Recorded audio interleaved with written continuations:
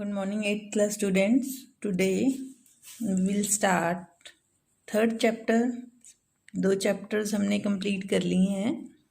Third chapter हम start करेंगे synthetic fibers and plastic. Now, what are synthetic fibers? Fibers that we use in daily activities as nylon, plastic, rayon. All these come under the category of synthetic fibres. इन पिछली क्लासेस में आपने पढ़ा होगा कि फाइबर्स जो हम 2 तरह के फाइबर्स हैं, नेचुरल और मैन मेड. फाइबर्स को हम बहुत सारे आर्टिकल्स बनाने में यूज़ करते हैं. नेचुरल फाइबर्स जो हमें प्लांट्स और एनिमल से मिलते हैं, such as cotton, coir, jute, hemp, wool, silk. ये जितने भी फाइबर्स हैं इनको हम प्लांट से ऑब्जर्व में लेते हैं. जैसे कहाँ काम आते हैं?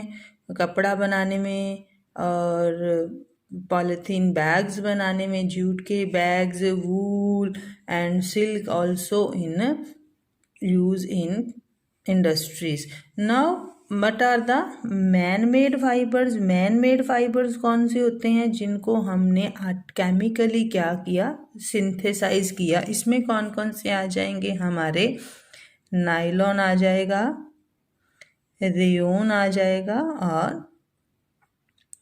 प्लास्टिक आ जाएगा. Artificial fibres are made chemically from chemical compound are also called synthetic fibers. Now what is the structure of a fiber? See here in the picture we can make curtain.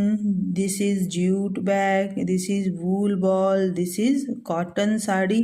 All these are made up of fibres. पुराने ज़माने में कौन से fibres use होते थे? Natural fibre use होते थे. With the growth of technology we use man-made fibers also. In this picture you can also see use of fiber. जो हम कपड़ा पहनते हैं, जो हमारे घरों में मैट्स यूज़ होते हैं, जो ये रोप है, मैट्स हैं, all these are made up of fibers.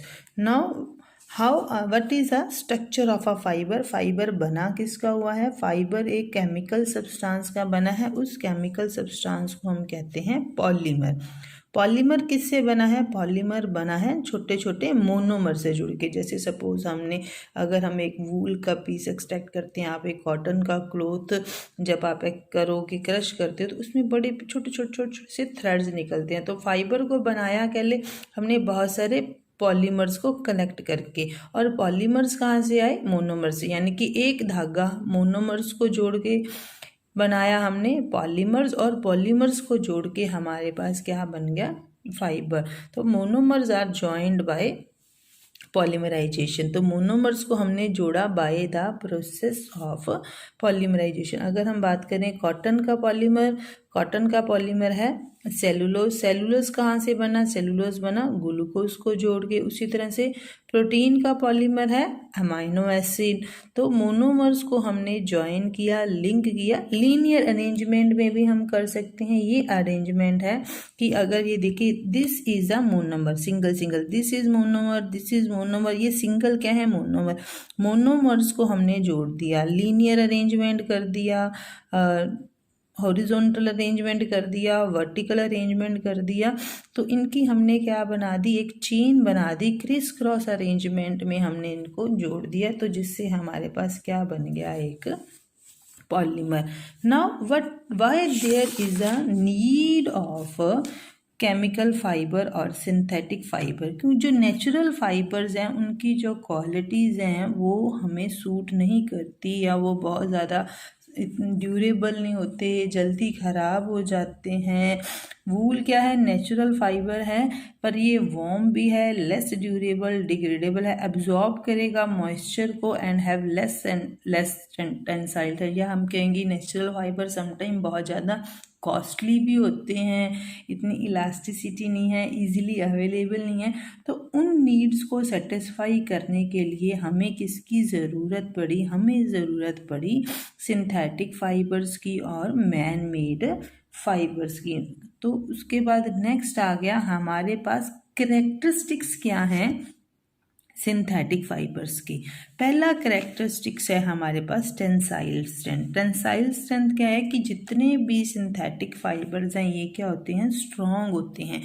जितना भी हैवी लोड हम इनसे उठा सकते हैं उसके बाद भी ये ब्रेक नहीं करते। अगर हम बात करें नेचुरल की, अगर कॉटन क्या है जल्दी फट जाती है, उसकी कंपैरिजन जो नायलॉन है, जो रबड़ है, वो क्या है जल्दी से नहीं टूटता, नहीं फटता। तो सिंथेटिक फाइबर्स क्या है, स्ट्रॉन्ग है, हैवी लोड्स में भी वो ब्रेक नहीं करेंगे, अपनी स्ट्रेंथ को लूज नहीं करेंगे। दूसरा मेन कैरेक्टरिस्टिक्स आ गया हमारे पास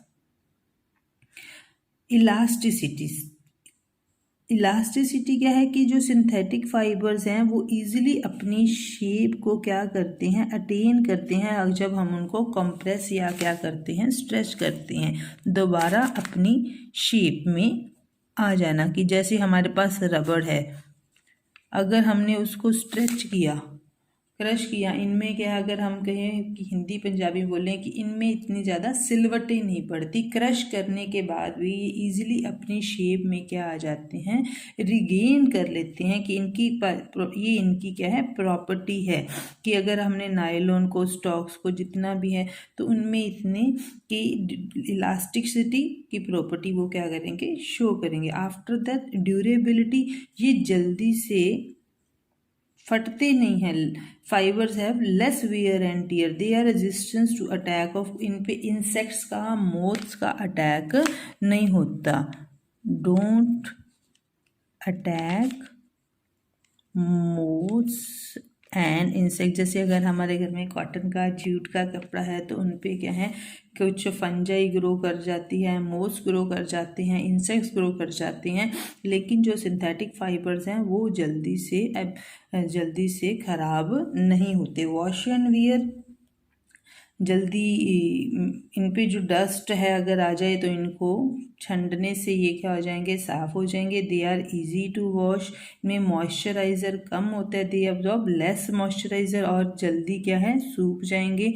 ये श्रिंक नहीं होते और रिंकल फ्री हैं and easy to maintain. Good looking, इनका जो वेट होगा लाइट वेट होंगे। नेक्स्ट कैटेगरी आ गई हमारी good looking, they are light in weight, fine, soft, shining, और इनका जो टेक्सचर होगा वो शाइनिंग होगा, डिफरेंट कलर्स में हमें मिल जाएंगे।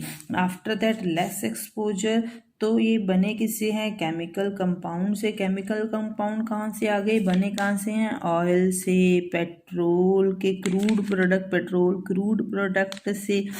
और इनका क्या है, जो कॉस्ट आती है बहुत ही कम होती है, तो ये नेचुरल फाइबर से क्या आ गए, सस्ते आ गए। तो कैरेक्टरिस्टिक्स, इनकी टेंसाइल स्ट्रेंथ क्या होगी, ज़्यादा होगी, जल्दी टूटते नहीं हैं, इलास्टिक होंगे, दोबारा शेप में आ जाएंगे। ड्यूरेबिलिटी, इन पे मॉथ पेस्ट का अटैक नहीं होगा, जल्दी वॉश एंड वियर, जल्दी रिंकल्स फ्री हैं, जल्दी धुल जाते हैं, जल्दी सूख जाते हैं। गुड लुकिंग है, बहुत सारे कलर्स में हमें मिलते हैं, इजीली ये क्या है, डाई हो जाते हैं। लेस एक्सपेंसिव, और ये बहुत कॉस्टली भी नहीं है। ओके।